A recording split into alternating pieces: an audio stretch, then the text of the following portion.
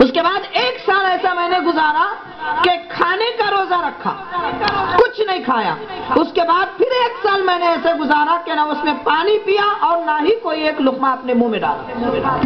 1 سال پیے بغیر، 1 سال کھائے بغیر اور 1 سال کھائے پیے بغیر آپ نے زندگی گزاری۔ ایسے روزے حضرت پیرانے پیر رضی اللہ تعالیٰ عنہ نے رکھے۔ اب غور کریں، 1 وقت کا کھانا اگر ہمیں نہیں ملتا تو ہم کتنے پریشان ہوتے ہیں۔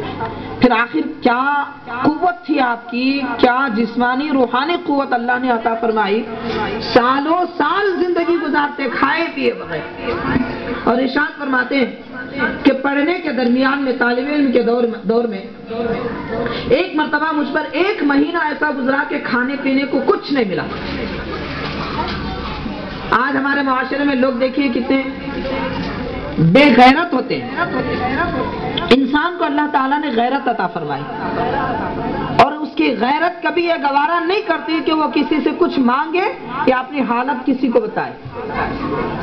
آج کل لوگ 1 دن کا کھانا نہیں ملتا، بھیک مانگنے کے لیے نکل جاتے ہیں، بلکہ لوگوں نے تو بھیک مانگنے کا ایک پیشہ بنا لیا ہے۔ ان کی عادت بن چکی ہے، وہ کھاتے پیتے ہیں لوگوں کے بھیک پر۔ اور دوسرا طبقہ ہمارے لوگوں میں ایسا پایا جاتا ہے، اگر تھوڑا سا کاروبار میں نقصان ہو جائے اور کہیں کوئی آمدنی نہ ہو، اب قرضے مانگنا شروع کرتے ہیں۔ کبھی اس سے قرض لیا، کبھی اس سے قرض لیا، کبھی اس سے قرض لیا۔ اور کچھ تو ایسے لوگ ہیں جو اپنی حالت اپنے دکھ رہے ہیں، میری ایسی حالت ہے، میں ایسا فاقہ کش ہوں، میری یہ حالت گزر رہی ہے، کمائی کچھ نہیں ہے، یہ پریشانی ہے، وہ پریشانی ہے، لوگوں کو سناتے رہتے ہیں۔ یہ غیرت مندی کی علامت نہیں ہے۔ حضرت غوث پاک رضی اللہ عنہ فرماتے ہیں 1 مہینہ میرا اس حالت میں گزرا کہ کھانے پینے کے لیے کچھ نہیں ملا، اور حالت ایسی تھی، فرماتے ہیں میرے پیٹ سے آواز آتی الجو الجو، پیٹ پکار کر کہتا عبد القادر کچھ کھلاؤ، بھوک لگی ہے۔ کیا مقام تھا دیکھیے، بھوک لگتی ہے تو ہم محسوس کرتے ہیں۔ حضرت غوث پاک بھوک کی آواز سنتے تھے۔ آپ نے کبھی سنی ہے بھوک کی آواز، پیاس کی آواز؟ کیا مقام تھا حضرت غوث پاک کا؟ دنیا کے ہر مخلوق کی آواز آپ سنتے تھے۔ ہر چیز دنیا کی بولتی ہے، سنتی ہے، دیکھتی ہے، اللہ کے پیارے بندوں کو اس کا پتہ چلتا ہے۔ وہ ان کی آواز بھی سنتے ہیں، ان کے دیکھنے کو بھی دیکھتے ہیں، ان کے سننے کو بھی جانتے ہیں۔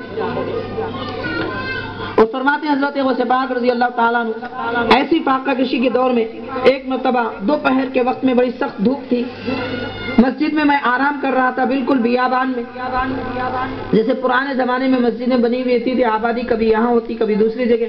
آج بھی آپ دیکھیں گے گولکنڈے کے 1 مرتبہ سیر کر لیجئے، صرف گولکنڈے کے علاقے میں آپ کو 25-30 مسجدیں مل جائیں گی جو بالکل ویران ہے۔ تو ویرانے میں بھی مسجدیں ہوتی تھی، چونکہ اس وقت پہلے وہاں آبادی تھی۔ تو ایسے ویرانوں کے مسجدوں میں حضرت غوث پاک اپنی زندگی گزارتے تھے، جہاں کوئی آتا جاتا نہیں تھا۔ لیٹے ہوئے تھے بھوک کی وجہ سے، اچانک ایک شخص مسجد میں داخل ہوتے ہیں اور ان کے پاس ایک توشہ دانی تھی، ٹفن تھا، وہ کھول کر بیٹھتے ہیں، کھانے لگتے ہیں۔ حضرت پیرانے پیر فرماتے ہیں مجھے اتنی سخت بھوک تھی، جب وہ شخص کھانے کے لیے لقمہ اپنے منہ کے قریب لے جاتے، بھوک کی وجہ سے میرا منہ کھل جاتا تھا۔ ایسی کیفیت تھی۔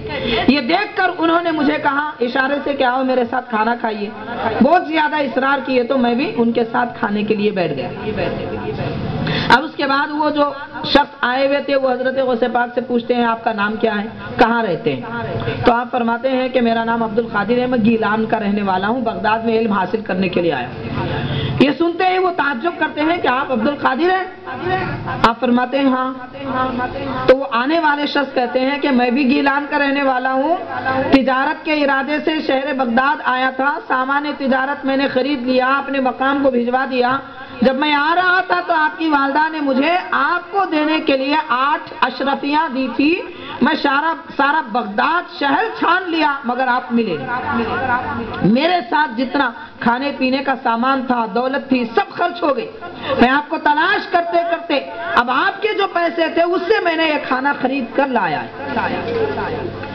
جب آپ یہ فرماتے ہیں تو حضرت غوث پاک رضی اللہ تعالیٰ عنہ غصے میں نہیں آتے، صبر فرماتے ہیں اور ارشاد فرماتے ہیں کوئی بات نہیں ہے، کوئی بات نہیں ہے، آپ نے جو کرنا تھا وہ کر لیا، آپ میرے ساتھ کھائیے، اب یہ میرا کھانا ہے، آپ کہہ رہے ہیں تو آپ میرے ساتھ کھائیے۔ جو کھانا بچ جاتا ہے وہ ان کو دے دیتے ہیں اور پھر ان کو کچھ سونا بھی عطا فرماتے ہیں اور فرماتے ہیں کہ تمہارے سفر میں کام آئے گا اور تم نے جو نقصان اٹھایا